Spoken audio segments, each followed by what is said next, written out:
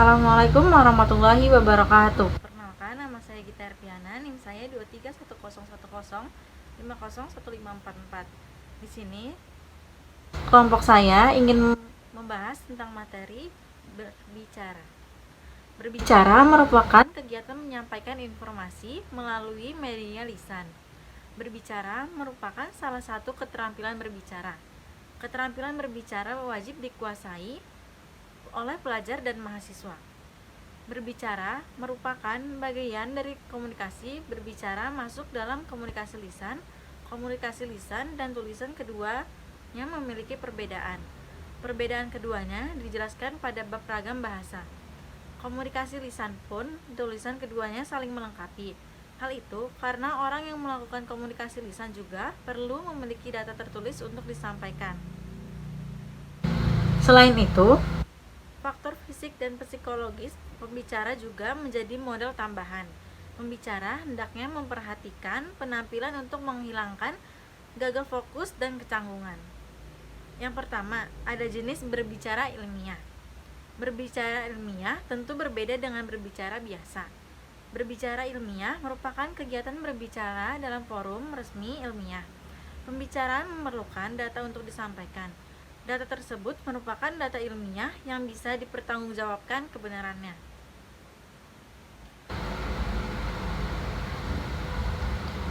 Lalu, contohnya ada pidato.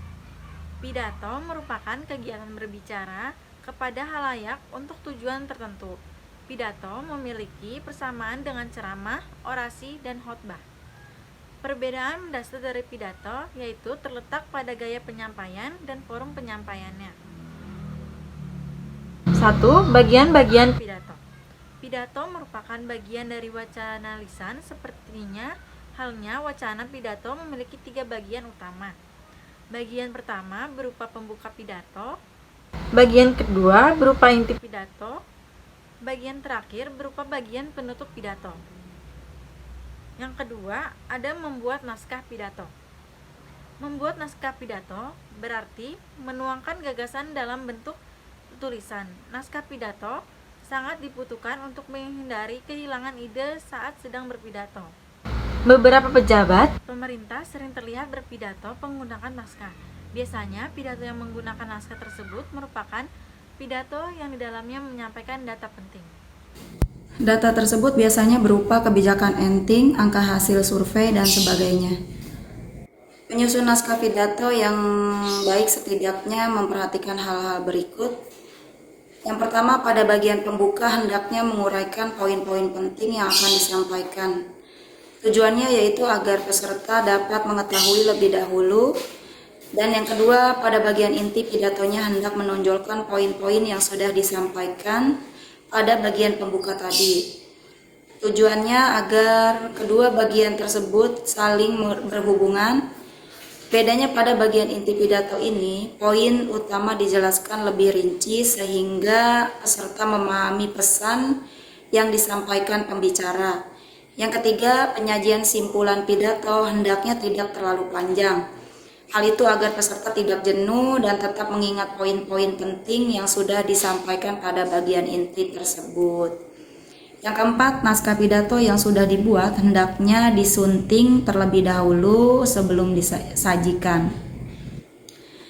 Penyuntingan naskah pidato meliputi 3 hal, yakni isi pidato, bahasa pidato, dan penalaran. Isi pidato perlu diperiksa kembali untuk menghindari kesalahan tulis dan menghindari makna yang ambigu.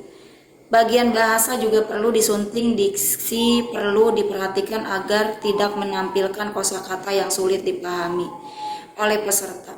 Begitu juga dengan penalaran, naskah pidato hendaknya dipastikan menggunakan penalaran yang tepat, baik penalaran induktif, deduktif, maupun campuran. Jenis pidato berdasarkan cara penyampaiannya dapat dibedakan dalam 2 jenis, yaitu pidato dengan teks dan pidato tanpa teks. Pidato dengan teks yaitu pidato yang penyampaiannya menggunakan teks. Teks tersebut bisa berupa naskah pidato ataupun kisi-kisi. Pidato tanpa teks yaitu pidato yang dalam penyampaiannya tidak dibantu menggunakan teks. Jenis pidato ini dilakukan dengan menghafal materi dan yang akan disampaikan, atau bisa juga karena memang sudah memahami materi yang akan disampaikan. Jenis pidato berdasarkan kesiapan pembicara dibagi atas pidato dengan persiapan atau pidato tanpa persiapan. Pidato dengan persiapan yaitu pidato yang dilakukan karena memang sudah mengetahui bahwa ia akan pidato. Contohnya pidato sambutan ketua panitia. Ketua panitia tentunya sudah mengetahui bahwa ia akan berpidato. Ketua panitia akan menyampaikan diri untuk berpidato baik dengan teks maupun tanpa teks. Pidato tanpa persiapan yaitu pidato yang dilakukan secara mendadak. Orang yang berpidato tidak mengetahui sebelumnya jika ia ditunjuk untuk berpidato.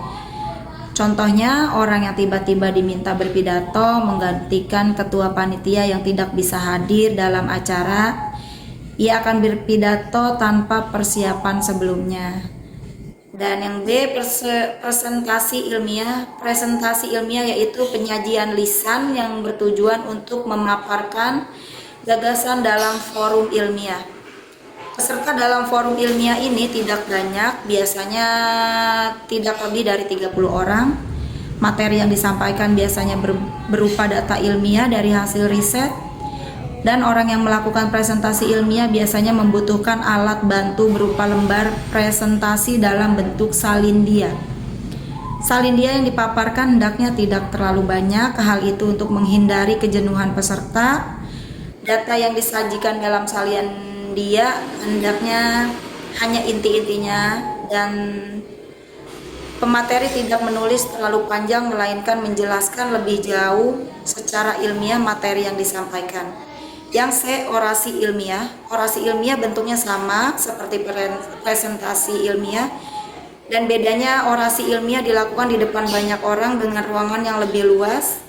Presentasi ilmiah pesertanya tidak lebih dari 30 orang, maka orasi ilmiah jumlah pesertanya lebih dari 30 orang. Orasi ilmiah biasanya dilakukan dalam seminar, wisuda, pengukuhan guru besar, ataupun forum lain yang lebih luas.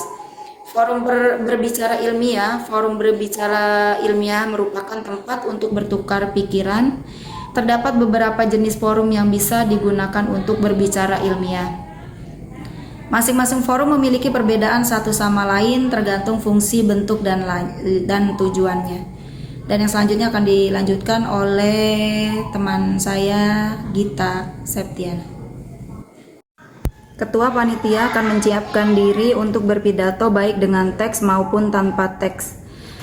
Pidato tanpa persiapan yaitu pidato yang dilakukan secara mendadak. Orang yang berpidato tidak mengetahui sebelumnya jika ia ditunjuk untuk berpidato. Contohnya, orang yang tiba-tiba diminta berpidato menggantikan ketua panitia yang tidak bisa hadir dalam acara. Ia akan berpidato tanpa persiapan sebelumnya. Presentasi ilmiah yaitu penyajian lisan yang bertujuan untuk memaparkan gagasan dalam forum ilmiah. Peserta dalam forum ilmiah ini tidak banyak, biasanya tidak lebih dari 30 orang. Materi yang disampaikan biasanya berupa data ilmiah dari hasil riset. Orang yang melakukan presentasi ilmiah biasanya membutuhkan alat bantu berupa lembar presentasi dalam bentuk salindia. Salindia yang dipaparkan hendaknya tidak terlalu banyak, hal ini untuk menghindari kejenuhan. Data yang disajikan dalam salindia hendaknya hanya inti-intinya saja. Pemateri tidak menulis terlalu panjang, melainkan menjelaskan lebih jauh secara lisan materi yang disampaikan. C. Orasi ilmiah. Orasi ilmiah bentuknya sama seperti presentasi ilmiah, bedanya orasi ilmiah dilakukan di depan banyak orang dengan ruangan yang lebih luas. Jika presentasi ilmiah pesertanya tidak lebih dari 30 orang, maka orasi ilmiah jumlah pesertanya biasanya dilakukan dalam seminar, wisuda, pengukuhan guru besar, ataupun forum yang lebih luas. 2. Forum berbicara ilmiah. Forum berbicara ilmiah merupakan tempat untuk bertukar pikiran. Terdapat beberapa jenis forum yang bisa digunakan untuk berbicara ilmiah. Masing-masing forum memiliki perbedaan satu sama lain tergantung fungsi, bentuk, dan tujuannya. Dan selanjutnya akan diteruskan oleh teman saya, Saudari Gita. Assalamualaikum warahmatullahi wabarakatuh. Perkenalkan, nama saya Rika Amelia Putri. 2. Forum berbicara ilmiah. Forum berbicara ilmiah merupakan tempat untuk bertukar pikiran. Terdapat beberapa jenis forum yang digunakan untuk berbicara ilmiah. Masing-masing forum memiliki perbedaan antara satu sama lain tergantung fungsi, bentuk, dan tujuannya. Yang pertama ada lokakarya. Lokakarya dalam KBBI dijelaskan sebagai pertemuan antara para ahli atau pakar untuk membahas masalah praktis atau yang bersangkutan dengan pelaksanaan dalam bidang keahliannya. Lokakarya yaitu forum ilmiah yang berfungsi untuk menghasilkan sebuah produk. Produk yang dihasilkan bisa berupa benda maupun non-benda. Lokakarya bisa disebut dengan workshop. Contohnya lokakarya yaitu penulisan di media massa. Tujuannya dibuat lokakarya tersebut agar peserta bisa menulis dan mempublikasikan tulisannya di media sosial. Yang kedua ada kuliah umum. Kuliah umum yaitu forum ilmiah yang dihadiri oleh satu orang pemateri ahli. Kuliah umum dipandu oleh seorang moderator yang kadang juga bertugas sebagai notulensai. Sebaiknya, notulensai dan moderator dilakukan oleh dua orang yang berbeda. Bedanya dengan kuliah biasa. Kuliah umum terbuka untuk umum yang hadir bukan hanya mahasiswa saja. Seperti halnya kuliah umum juga diselingi diskusi dipandu oleh moderator, peserta boleh bertanya seperti seputar pemateri kepada narasumber. Yang ketiga ada seminar. Seminar dalam KBBI dijelaskan sebagai pertemuan atau persidangan untuk membahas suatu masalah di bawah pimpinan para ahli, guru besar, atau pakar dan sebagainya. Seminar merupakan forum ilmiah yang dihadiri minimal 2 orang pembicara. Seminar hampir sama dengan kuliah umum, bedanya seminar pembicara lebih banyak, lebih juga dipandu oleh moderator. Berdasarkan cangkupannya, seminar dibagi menjadi 2, yaitu seminar nasional dan seminar internasional. Seminar nasional yaitu seminar yang narasumbernya dalam negeri. Masalah yang dibahas dalam seminar nasional merupakan masalah nasional. Sedangkan seminar internasional yaitu seminar yang narasumbernya minimal berasal dari 3 negara. Contohnya yang dibahas dalam seminar internasional yaitu masalah global. Yang keempat ada simposium. Simposium merupakan diskusi publik yang terarah dan dihadiri oleh beberapa pembicara. Diskusi dalam simposium dipandu oleh seorang moderator dan dicatat oleh notulen. Setiap pembicara memberikan pemaparan sesuai waktu yang diberikan. Masalah yang dibahas dalam simposium sudah diinformasikan sebelumnya. 3. Menjadi pembicara yang baik. Tidak semua orang mampu berbicara dalam forum ilmiah.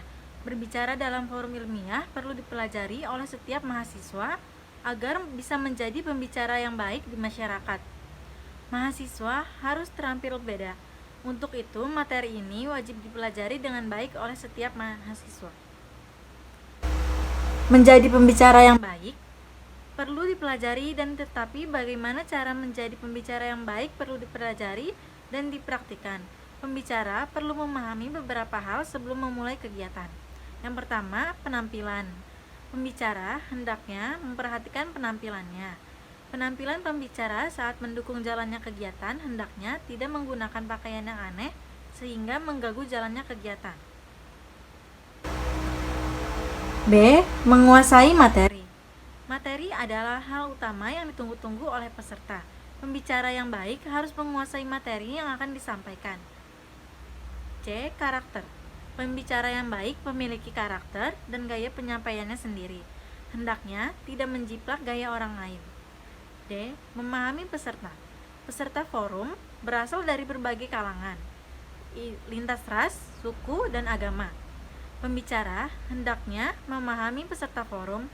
Pembicara tidak boleh menyinggung unsur sara yang bisa berakibat pada perpecahan di masyarakat. Luwes. Pembicara hendaknya berlaku luwes. Ada banyak pembicara yang terlalu berapi-api dalam berbicara. Pembicara harus memahami intonasi, nada, dan situasi forum. F. Memiliki selera humor. Tidak sedikit pembicara yang memiliki selera humor disukai oleh peserta. Selera humor dilahirkan untuk menghindari kejenuhan peserta. Humor dibangkitkan pada tengah-tengah acara agar peserta tidak tegang. G. Masalah dan solusinya. Bisa berbicara di depan khalayak tentu menjadi impian setiap orang. Ia akan menjadi perhatian khalayak.